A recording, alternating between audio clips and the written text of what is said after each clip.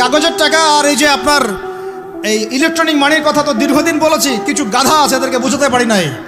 আদনান বলেছেন এমন এক সময় আসবে যে কাগজের টাকা নাকি চলবে না, দাওয়াত দিয়ে এসে কাগজের টাকা দিয়েন না।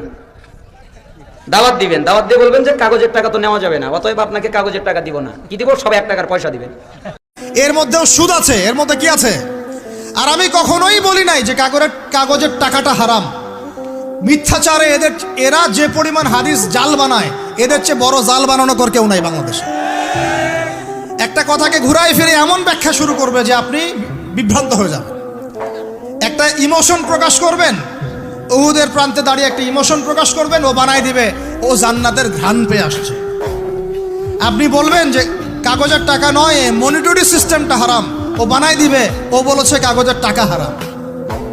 আপনি বলবেন যে আপনার যদি গান শুনতেই হয় তাহলে একা একা শোনেন, আমাকে শোনাচ্ছেন কেন? ও বানাই দিবে ও গান একা শোনা জায়েজ বানাই দিছে। এর এত খবিস, এত খান্নাস, এদের চরিত্রটা চিনতে পারতাম না আমরা যদি গাজাই শোনা আসতো। আল্লাহর কসম আমিও কিছু কিছু জায়গায় এদেরকে কোনো কোনো ক্ষেত্রে ভালো মনে করতাম।